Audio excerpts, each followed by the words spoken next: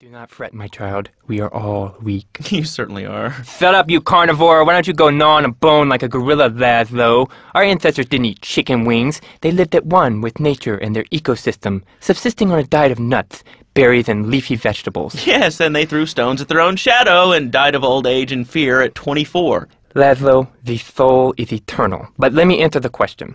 When I'm in trouble or tempted by those all-you-can-eat breakfast buffets with huge pans of juicy bacon... Can we get some bacon in here? Laszlo, I go back to basics. I start the day with a fruity beverage, some meditation, and 6 hours of yoga. Next, I go open up my shop, now and then, and drink 2 pints of hand-pressed potato juice. And who wants a steak after that? Okay, next caller. You are on ChatterBox with Reed Tucker. Yo, Reed, Kung Fu movies are dope. How can I learn to beat up 10 guys at once?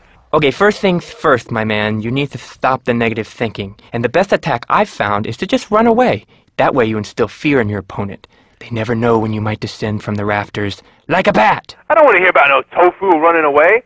I want to learn about being a ninja and kicking people's asses. Actually, I do cover this early on in the book in chapter 45. It's called Stir Fry Your Prejudice.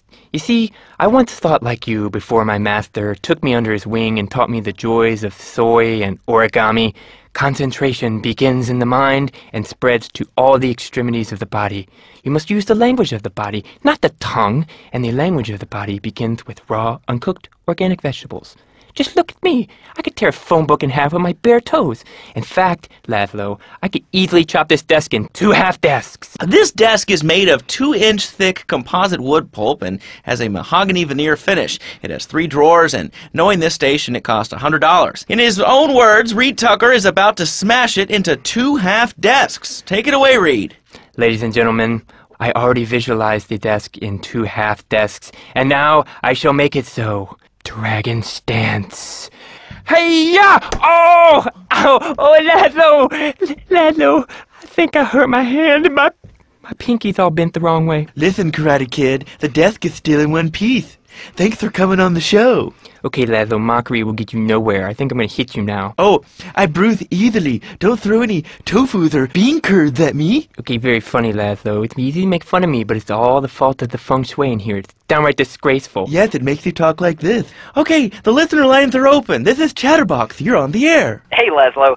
That last guy was a lunatic. Where'd you dig him up from? The state loony bin? And that wacko you had going on about killer bees? What a moron. I mean, just read a newspaper. Killer bees, the evils of artificial sweeteners and soda pop, Roswell. It's all part of the government's propaganda plan.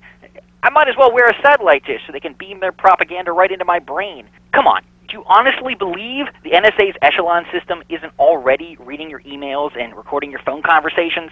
It's all designed to frighten us so we don't complain about our rights being taken away in the name of fighting whatever boogeyman they come up with today. Well, I mean, you realize that the government listens to this station, and if they weren't paying particular attention to you before, they're probably going to be following you now. Oh, yeah. Hey, look, they already got me once, but never again. Do you have anything else to say? Yeah. Free Kevin! All right, we're talking about short guys, killer bees, the Magna Carta, well, the red light on the wall is flashing, which means that the owner of the station has an important announcement to make. Let's go live to his office. Hello, my name is Donald Love. You're listening to a Love Media station. Enjoy. Wow, man, that was deep. You know, I really like working here. This station, it feels like my second family, except that we have a snack machine. And I tell you, working here beats the hell out of digging sewage ditches outside Kuala Lumpur. All right, let's go to the phones. Hello, caller. You're on ChatterBox. Laszlo, man, I was listening to that English wimp you were talking to earlier. I mean, do these guys realize how wussy they sound? I mean, they have the nerve to call crackers biscuits, and they say aluminium instead of aluminum. I mean, what's up with that? They all think they sound so smart with the little funny accents. I mean, I got something for them. Speak English, you limey morons. Well, you know, I think they were speaking English before we were. The people over here were speaking Shoshone and Cherokee. Man, Cherokee schmarokee, man. And another thing, what's up with them calling soccer football? Man, you ever watch soccer? Man, that's a boring game, man. I'll tell you what soccer is. Soccer's for little girls, man. Football, now that's an American sport. It teaches you good, wholesome American values, man, like stealing other people's land by force and wearing tight pants while you do it. What are you talking about? I'm talking about being a man, Laszlo. Something you wouldn't know anything about from the sound of things. I'll tell you, I bet you played wimpy stuff like touch football and basketball. Look, I'm running around the court bouncing the ball, and I'm 7'3". I'm telling you, man, I only play men's sports like football and hopscotch. Hopscotch? That's a girl's game. Man, that ain't a girl's game, man. Not rugby hopscotch. Man, get me in a scrum and I'm dangerous. I'll take anybody down. I'm the hopscotch master. I got fly skills in hopscotch. You know what I'm saying? Yeah, I mean, I kind of see your point, but, you know, you'd be a little cranky, too, if your empire had fallen apart over the last 100 years. And speaking of commerce, it's time for some commerce here. Let's go to commercials. We'll be back after this. Has your marriage gone stale? Has the spark gone out of your love life? Looking to add a little adventure to the monotony of monogamy? Hello, I am Fernando Martinez, founder of Fernando's New Beginnings, a revolutionary new way of saving your marriage. We understand how 2 kids and a mortgage can take the passion out of your life. With our 3-step program, you'll rediscover romance guaranteed. Hi, my name's Phil. I've got 3 kids, 2 cars, and a mortgage. My love life was going stale, even before my wife's car accident. Then I called New Beginnings. Thanks to Fernando, I'm still married. But on Wednesday afternoons, I meet Barbara at the motel by the turnpike. See? The passion she's back. Phil's marriage is saved, and his kids will have a daddy to look up to. Call New Beginnings today. 555-9292. It will be a miracle.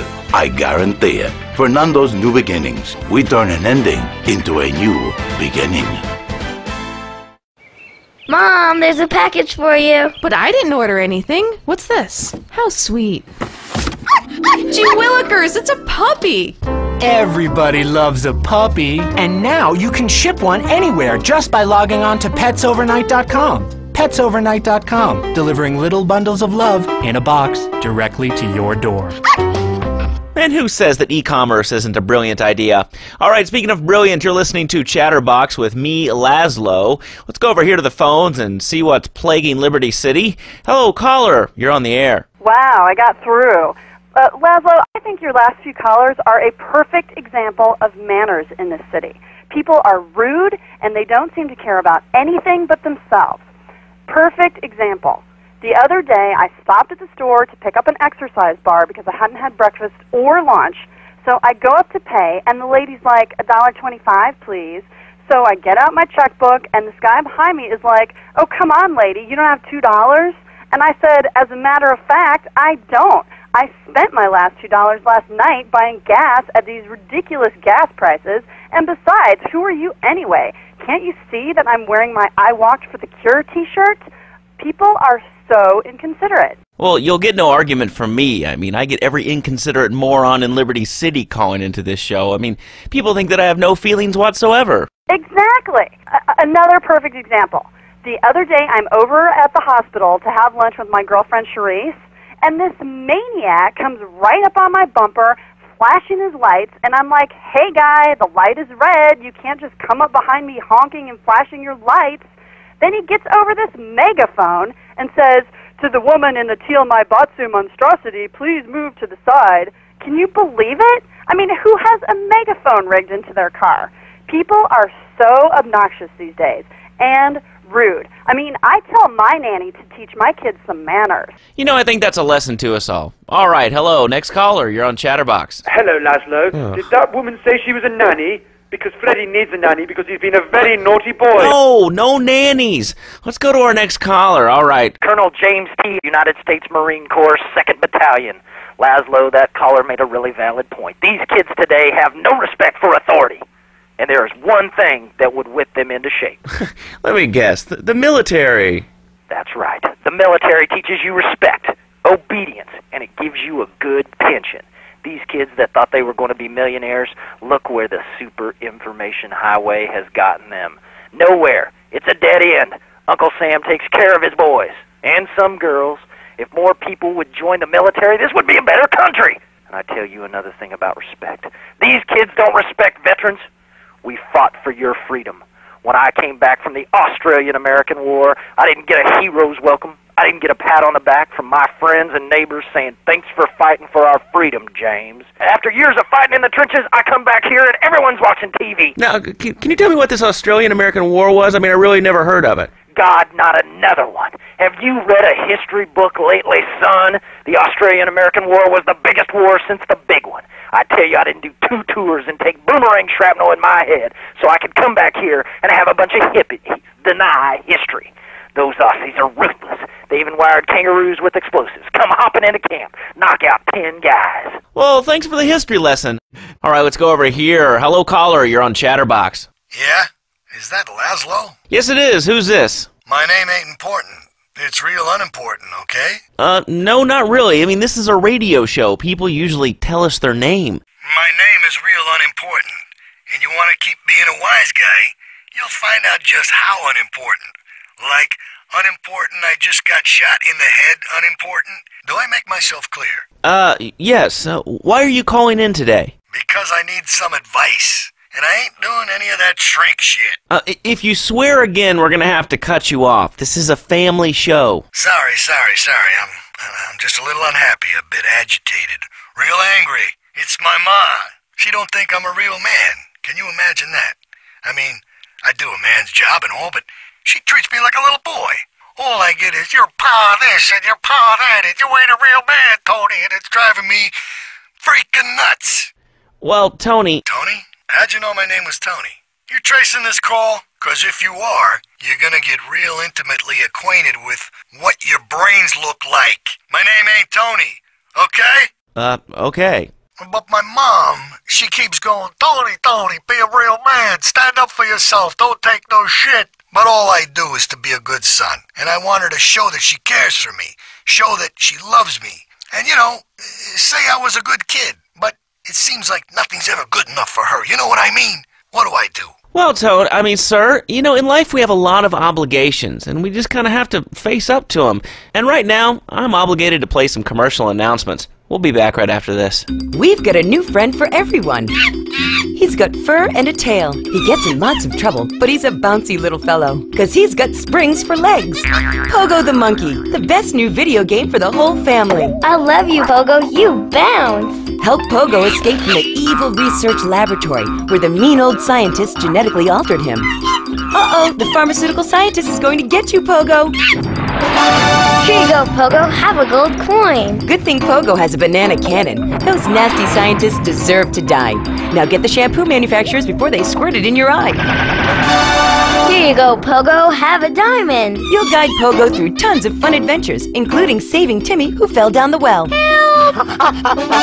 Here you go, Pogo. Have a big watch.